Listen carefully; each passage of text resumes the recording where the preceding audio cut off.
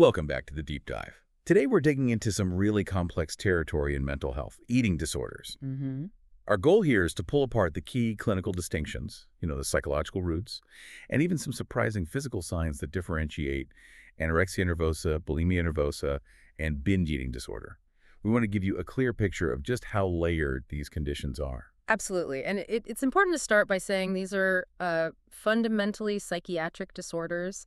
They're characterized by really significant disturbances in eating behavior, sure, but also in body image and how someone perceives themselves. Right. And while they each have, distinct diagnostic criteria in the DSM-V, it's crucial to grasp that they share a lot of underlying psychological features. You really can't address the behaviors without tackling that shared cognitive and emotional distress. And just before we dive into the details, we should probably talk about scale, because the data we have. Yeah. Well, it suggests these disorders are way more prevalent than the official stats might show. That's a huge point, yeah. The numbers often hide the real picture. If you look strictly at diagnoses, binge eating disorder, or BED, is actually the most common one we see. Current estimates put it around, 3.6% for women and maybe 2.1% for men. Which is already quite high. It is, but honestly, those numbers can be misleading. The sources we looked at really emphasize that people often delay seeking help, or sometimes never do, across all eating disorders. So the true global impact, it's almost certainly much, much higher and tragically underreported. These are serious, potentially life-threatening conditions. Okay, that definitely sets the stage. Let's get into the why then, the etiology. It's clear it's not just one single cause, right? It's always a combination of things. Exactly. It's multifactorial. And the science points quite strongly to a biological foundation. There's a definite genetic predisposition. We see this backed up by twin studies showing significant concordance rates and also patterns of these disorders clustering in families. So it's not just learned behavior. There's an inherited vulnerability there. It certainly seems that way. There's something inherent that makes certain individuals more susceptible. And does that vulnerability show up in specific ways in the brain, like neurobiologically? Yeah, it seems to. Research implicates several neurochemical systems. Things involved in mood and appetite regulation seem particularly relevant. The serotonin pathway, for example, often shows signs of dysregulation. Okay. Specifically, there's evidence pointing towards issues with tryptophan metabolism. Now, tryptophan, you might know, is an essential amino acid, and it's the direct precursor to serotonin. So alterations there could suggest a kind of fundamental biological mechanism contributing to mood issues and maybe altered feelings of fullness or satiety signals. Right, so you have this sort of biological predisposition, and then the psychological factors and environment get layered on top of that. What are the common psychological threads? Well, clinically, we often see a cluster of traits. Things like intense perfectionism, a really strong need for control, often underlying low self-esteem, and persistent body dissatisfaction. These characteristics can create fertile ground for an eating disorder to develop. And then the environment adds its own pressures. Oh, definitely. The sources consistently highlight the impact of, the cultural obsession with thinness. The media plays a huge role in broadcasting that ideal, shaping how people see their bodies and creating immense social pressure.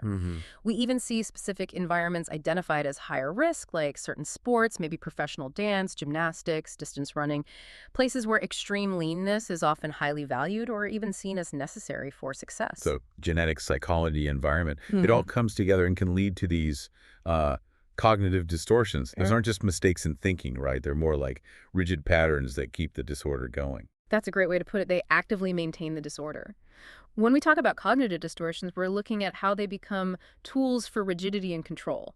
For instance, things like all or nothing thinking are really common. Black and white thinking. Exactly. Or overgeneralization. So a small perceived slip-up, like eating one cookie they didn't plan to, isn't just a small event. It gets blown up into my whole day is ruined, or I failed completely, which then justifies more extreme behaviors. That really clarifies the rigidity. And then there are errors in how things are interpreted, making consequences seem way bigger. Yes, like catastrophizing.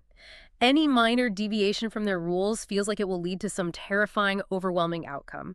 And personalization, where they take unrelated external events like maybe a friend cancels plans and interpret it as direct proof of their own inadequacy or worthlessness. Wow. And one distortion the sources mentioned, which seems really powerful, is emotional reasoning. How does that work? How does it override logic? Emotional reasoning is when feelings essentially become facts. So if someone with AN or BN feels intense shame or anxiety, their brain doesn't just register it as an emotion, it processes it as hard evidence. So I feel fat means I am fat. Precisely. Regardless of objective reality, even if they're severely underweight, I feel worthless means I'm worthless.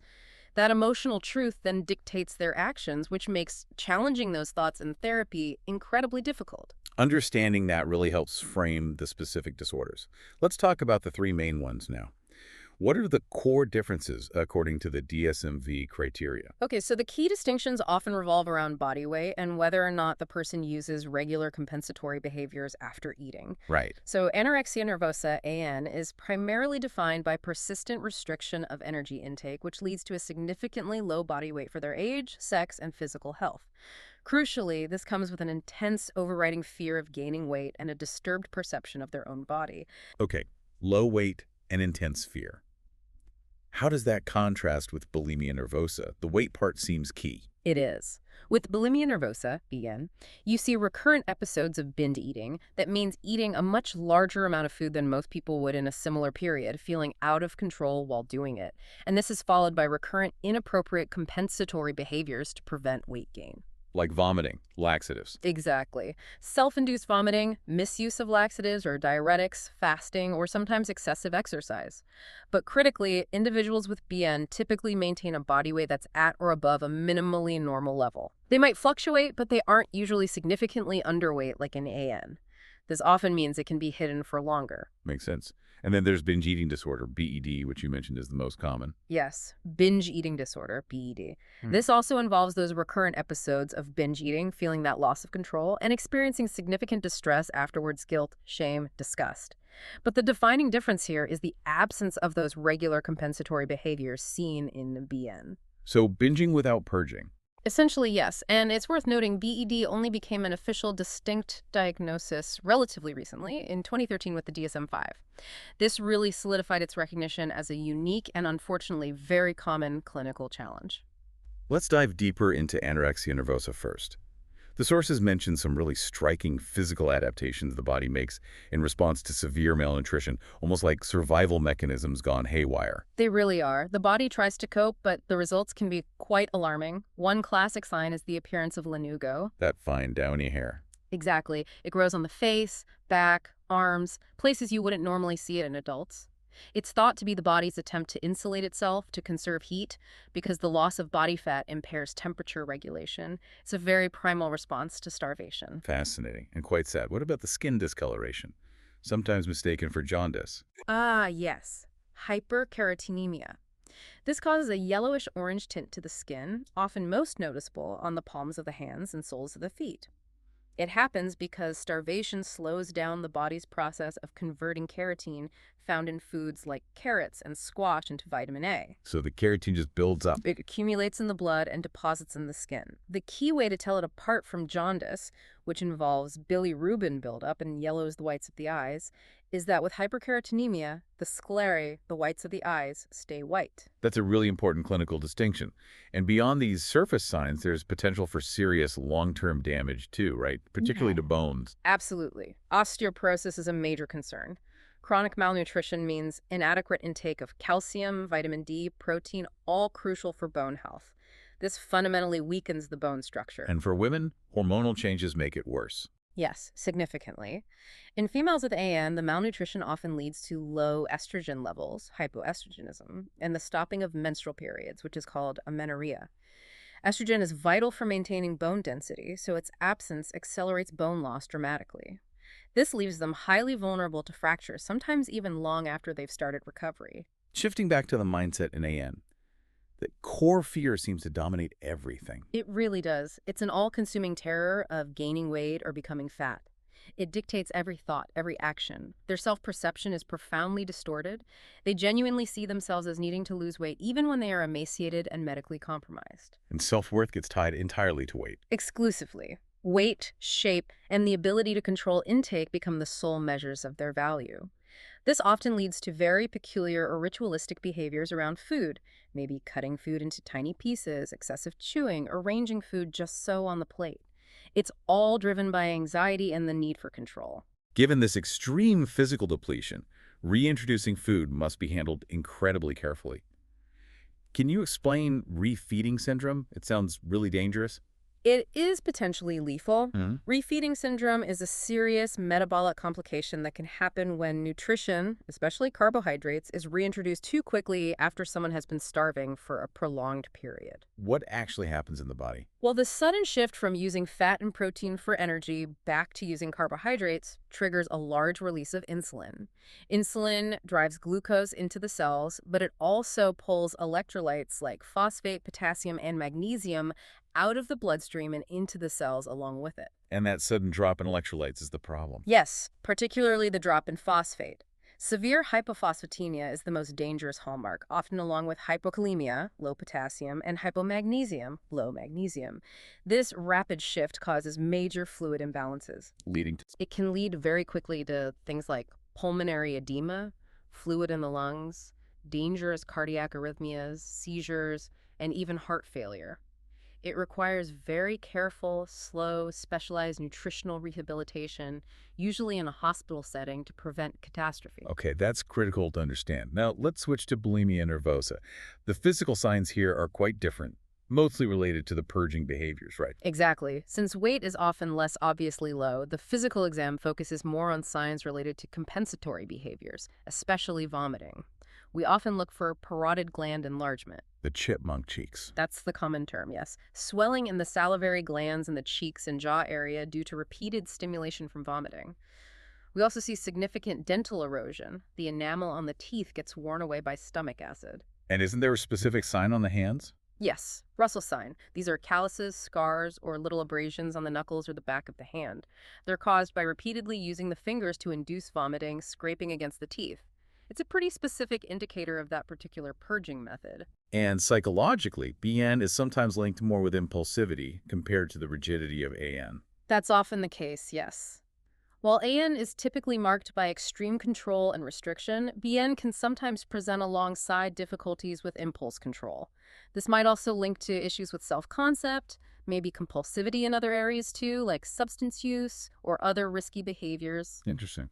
And it's also really important clinically to remember that the sources suggest maybe a quarter to a third of individuals diagnosed with BN actually have a prior history of AN. There can be a shift between these diagnoses over time, highlighting that shared root of body image disturbance and distress. That overlap really underscores the shared psychological struggle.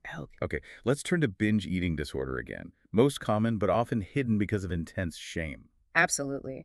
With BED, the psychological burden is immense. Because there aren't those regular purging behaviors, the most visible physical consequence tends to be weight gain or obesity or significant weight fluctuations.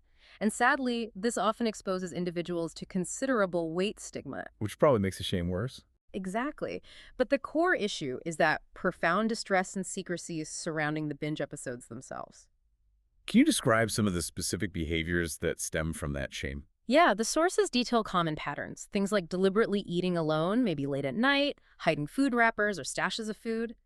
The eating itself is often very rapid, consuming large amounts way past feeling full, sometimes even when not physically hungry. And the aftermath. Immediately after a binge, there's often this wave of intense negative feelings, disgust with oneself, despair, deep guilt, and a reinforcement of low self-esteem. It creates this really vicious cycle that's incredibly hard to break out of alone. That cycle sounds devastating. Given how complex and often comorbid these conditions are, how is treatment generally approached? It absolutely has to be multidisciplinary. You need a team. This usually involves medical monitoring and stabilization, especially critical in severe AN or if there are medical complications from BN purging. Then you need robust psychological intervention and specialized nutritional rehabilitation or counseling. And what forms does that intervention usually take? Is medication the main thing? Actually, the sources really emphasize that the foundation of long-term recovery for all eating disorders tends to rely more heavily on non-pharmacological approaches. Okay, but what specifically? Key components include psychoeducation, helping the person understand the illness, milieu management, especially in higher levels of care, to provide structure and support.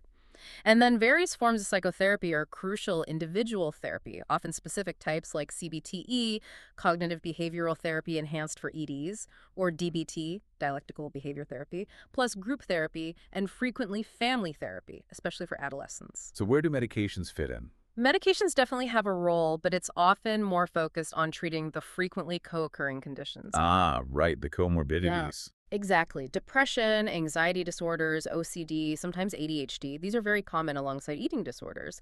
So, medications like antidepressants or anti-anxiety meds can help stabilize mood or reduce anxiety, which then makes the person better able to engage in and benefit from the essential psychotherapy needed to address the core eating disorder thoughts and behaviors.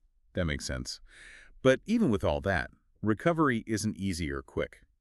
You mentioned a pretty stark statistic about relapse for anorexia. Yes, the prognosis requires real commitment and long-term support. For ARN, the sources point to a relapse rate of nearly 50% within the first year after stepping down from intensive treatment. Wow, 50%. It's a sobering statistic. It really highlights how persistent and deeply ingrained these conditions can be. It underscores why sustained, long-term treatment focusing on building healthy coping skills, challenging those core beliefs, and fostering genuine self-acceptance is absolutely vital for lasting recovery. So, pulling this all together for you, the listener, Yeah. what's the big takeaway? We've journeyed from genetic links and brain chemistry, like serotonin pathways, right down to visible signs like lanugo and the critical dangers of refeeding syndrome. It paints a picture of how biology, individual psychology, and powerful cultural forces weave together. These Mm. are severe, complex, often hidden illnesses that truly need specialized understanding and care. And maybe, if we're thinking about the bigger picture here, connecting it all back, especially considering the weight bias and stigma we know exists, particularly around BED, it leads to a final thought. Beyond the essential clinical treatments we've discussed, what else needs to happen? What steps could we take, maybe societally, to specifically tackle that pervasive weight bias? Could that be a key to improving the currently limited and delayed help-seeking rates we started with? Changing the cultural conversation around weight and bodies might just be the next crucial frontier for improving outcomes.